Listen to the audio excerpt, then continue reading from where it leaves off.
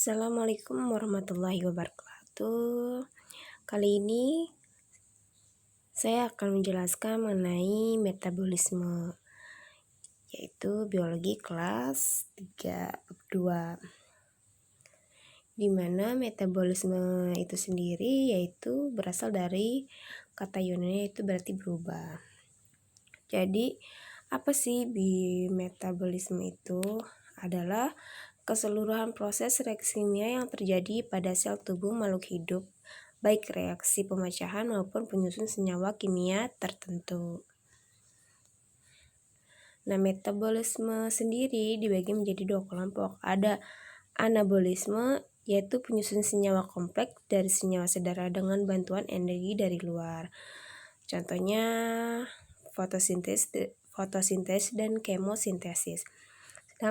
Sedangkan katabolisme yaitu pemecahan senyawa kompleks menjadi senyawa sederhana dengan membebaskan energi. Contohnya katabolisme adalah respirasi dan fermentasi.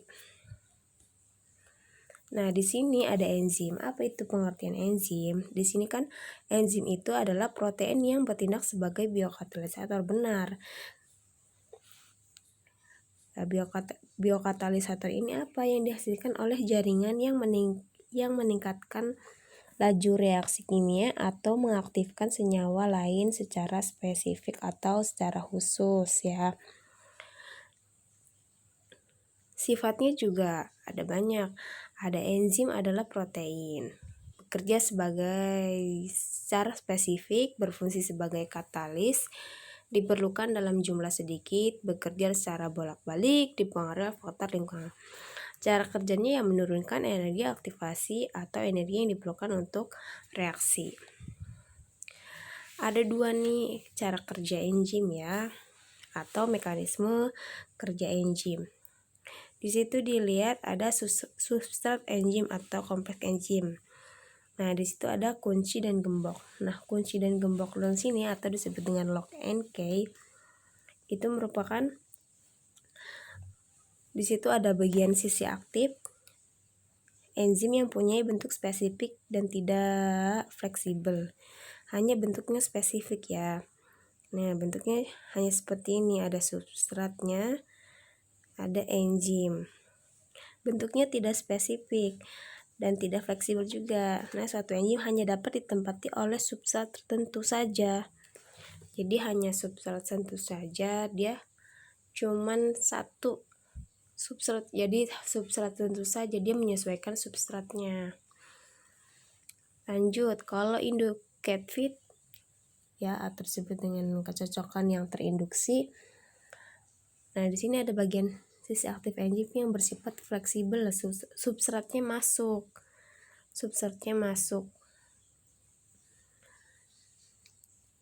Dan dia juga bersifat fleksibel terhadap enzim. Apabila ada substrat yang masuk ke bagian sisi aktif, maka bagian ini akan mengalami perubahan bentuk mengikuti bentuk substrat.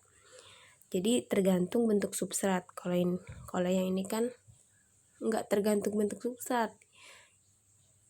Ya, enzimnya seperti ini, substratnya harus mengikuti enzim seperti itu ya. Lanjut. Faktor yang mempengaruhi kerja enzim itu ada temperatur tersebut dengan suhu, di mana suhu ini menyebabkan molekul bergerak cepat pada kondisi yang demikian. Nah, suatu reaksi dapat berlangsung secara cepat dan tidak berjalan sama sekali atau berhenti. Mungkin karena setiap enzim itu mempunyai suhu optimum tertentu sehingga dapat melangsungkan reaksi secara maksimal. Lanjut, perubahan pH. Di sini ada perubahan pH. Perubahan pH pada umumnya itu pH optimum enzim sekitar hanya 6 sampai 8 ya. Namun beberapa pengecualian dapat terjadi. Contohnya pada misalkan ada lambung manusia, tapi enzim bekerja secara optimum, pH-nya cuma 2. Nah, perubahan yang cukup ini juga dapat menyebabkan enzim mengalami denaturasi. Nah, denaturasi itu adalah perubahan struktur kimiawi atau enzim yang mengakibatkan enzim tersebut rusak dan tidak dapat melakukan fungsinya.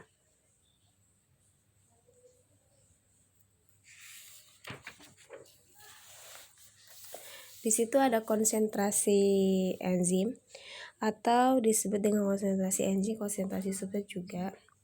Di mana di sini menyebabkan penurunan kerja enzim ya. Konsentrasi enzim. Nah, untuk mengatasi tersebut biasanya silakan menambah jumlah enzim dengan cara mensintesis. Jadi ketika misalkan kecepatan reaksi akan menambah mensintesis enzim. Lanjut ke inhibitor. Inhibitor sendiri di situ ada dua, inhibitor kompetitif dan inhibitor non kompetitif.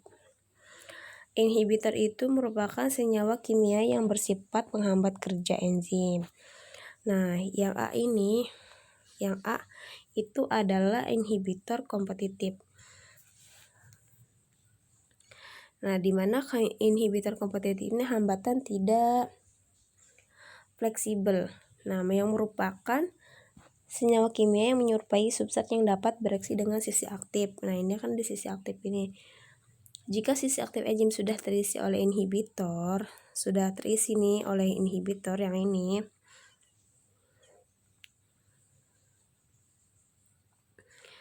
maka substratnya tidak dapat berikatan dengan enzim. Jadi nggak bisa berikatan lagi sama enzim. Enzim yang tidak berfungsi selama inhibitor masih menempel. Jadi ketika si inhibitor sudah menempel, nah enzim ini tidak berfungsi. Itu kalau yang kompetitif. Sedangkan yang substrat yang non kompetitif itu merupakan senyawa kimia yang menghambat kerja enzim dengan cara melekat pada bagian sisi aktif. Hanya melekat ya. Ini disebut dengan sisi allocentric. Nah, akibatnya bagian sisi aktif enzim sulit berikatan dengan substrat dan enzim tidak dapat mengubah substrat menjadi produk. Jadi dapat berikatan tidak di sisi aktif, mengubah bentuk enzim sehingga tidak cocok lagi dengan substrat. Jadi tidak ada produk yang dihasilkan.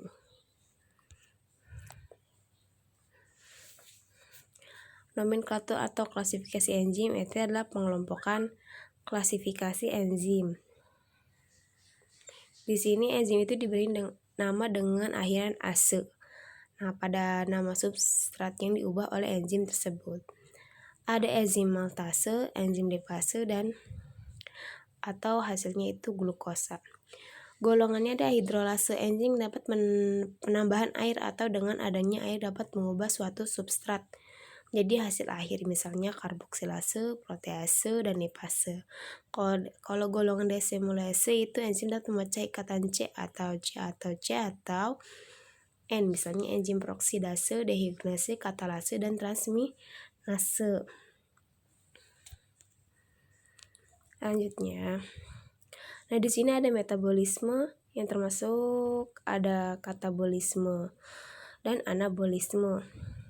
Kalau katabolisme yang bertujuan untuk pembongkaran atau pengurangan suatu molekul, sedangkan anabolisme bertujuan untuk penyusun atau sintesis suatu molekul. Nah, di katabolisme ada respirasi aerob dan respirasi anaerob. Di anabolisme itu hanya fotosintesis. Lanjut. Di sini ada skema proses glikolisis, di mana glikolisis tersebut merupakan proses pemecahan glukosa sehingga menghasilkan dua molekul asam piruvat. Nah, proses glikolisis ini berlangsung dalam beberapa tahap. Yaitu yang pertama, glukosa yang masuk ke dalam fosforilase dengan bantuan enzim heksosinase dengan menghasilkan glukosa 6-fosfat. Yang ini ya, yang glukosa 6-fosfat. Nah, reaksi ini memerlukan energi yang diperlukan dari perubahan ATP menjadi ADP. Ini. Lanjut. Selanjutnya glukosa 6-fosfat ini dirubah oleh enzim ini menjadi fosfoglukoisimerase. Ya.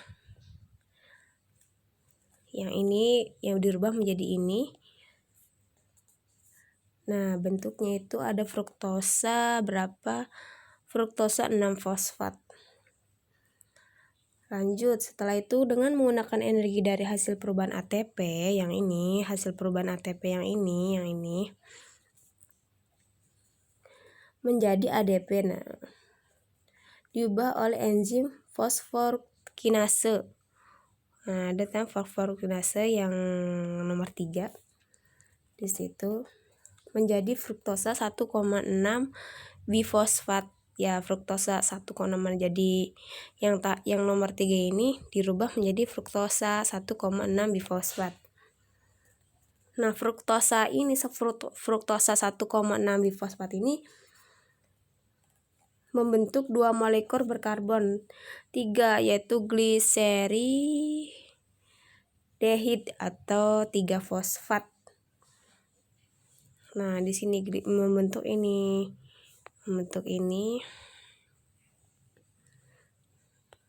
Yang membentuk itu. Nah, masing-masing gliserida 3 fosfat ini berubah menjadi 1,3 bifosfat ya. Bifosfogliserat. Nah, yang ini nih menjadi ini.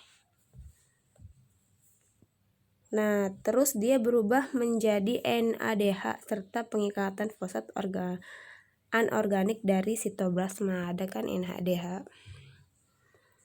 NADH-nya yang ini.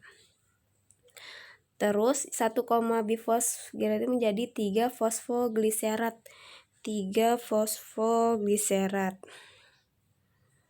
Yang ini kan menjadi 3 fosfogliserat. Nah, terus juga terjadi pembentukan 2 molekul ATP. Ada 2 molekul ATP dengan menggunakan gugus fosfat yang sudah ada pada reaksi sebelumnya. Ya, terus selanjutnya terjadi perubahan 3 fosfogliserat menjadi 2 fosfogliserat yang ini. Untuk apa? Untuk memindahkan gugus fosfatnya. Terus terjadi perubahan dari 2 fosfogliserat itu dia menjadi 2 fosfenol pirufat. 2 fosfenol pirufat. Ini berarti ya di bawahnya. Di bawahnya yang ini, yang ini.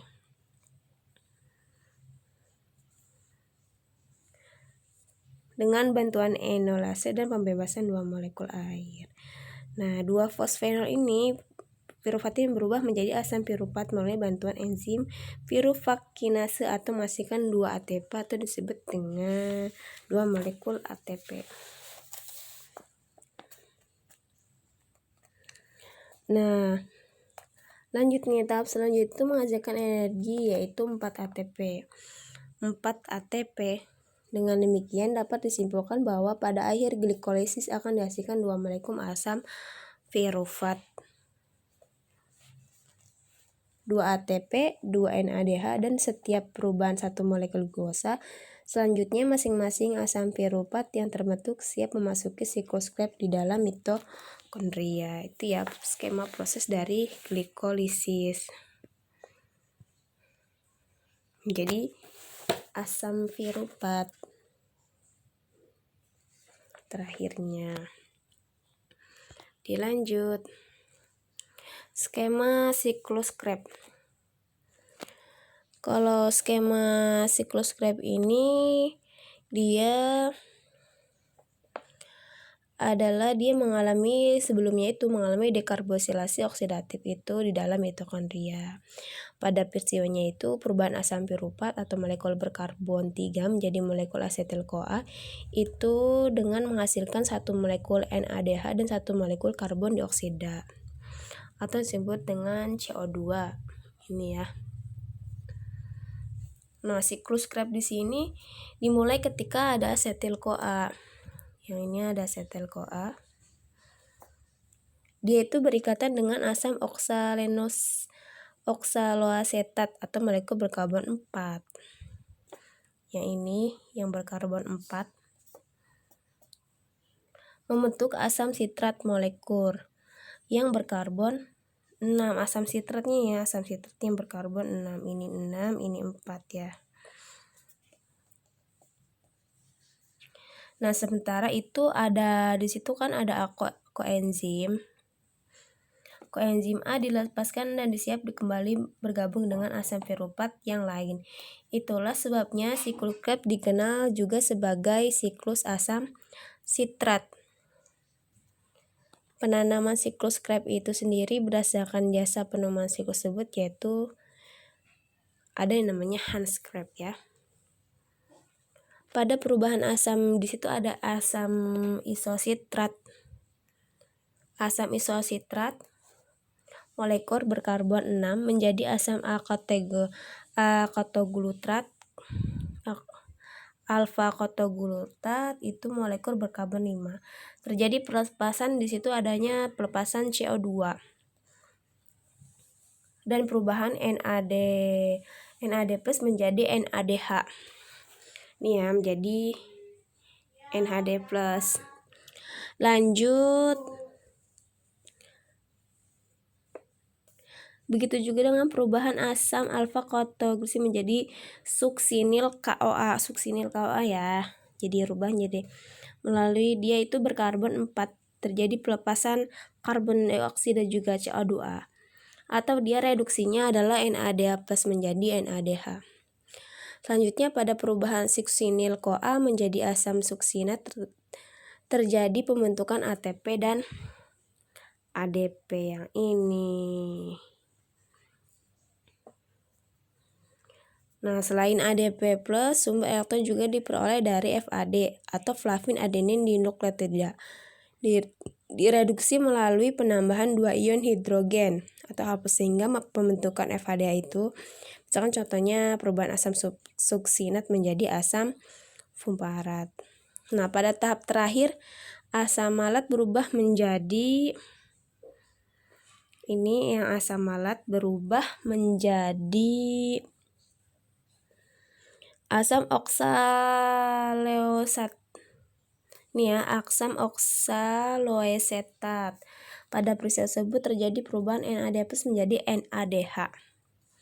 Nah, NADH dan FAD ini merupakan pembawa elektron yang berperan dalam tahapan berikutnya, yaitu transfer elektron. Jadi hasilnya ini. Nah, lanjut kita ke transfer elektron. Sebelumnya sebelum yang ini itu dia menghasilkan, kalau siklus Krebs itu menghasilkan 2 ATP, 2 FADH, dan 6 NADH dan 4 CO2 ya. Lanjut. Transfer elektron di sini merupakan peristiwa perpindahan elektron dari ion hidrogen atau H+. Elektron tersebut dibawa NADH dan FADH dan satu substrat ke substrat lain secara berantai disertai dengan pembentukan ATP melalui proses fosforilasi oksidatif. Nah, fosforilasi oksidatif ini merupakan proses penambahan gugus fosfat anorganik ke molekul NADP. Pada proses transfer elektron, oksigen berperan sebagai penerima elektron terakhir yang berasal dari 2 ion hidrogen H+, sehingga membentuk molekul air atau disebut dengan H2O. Ini ya. Terus NADH dan FADH juga berfungsi sebagai senyawa produksi yang menghasilkan ion hidrogen. Nah, setiap molekul NADH yang memasuki rantai transfer elektron akan menghasilkan 3 molekul ATP. Dan setiap molekul FAD akan menghasilkan 2 molekul ATP. Jadi jumlah keseluruhan misalkan yang dihasilkan dari respirasi aerob ini ada 38 semua. Dari keseluruhan ya, dari mulai dari glikolisis dekarboksilasi oksidatif sama siklus Krebs. Karena di glikolisis itu dia jumlahnya 8 ATP di glikolisis. Terus sedangkan di dekarboksilasi oksidatif dia menghasilkan 6. Lanjut, kalau di siklus Krebs dia menghasilkan 20. Nah, menghasilkan 20. ditransfer menghasilkan 4. Jadi semuanya itu ada 38 ATP.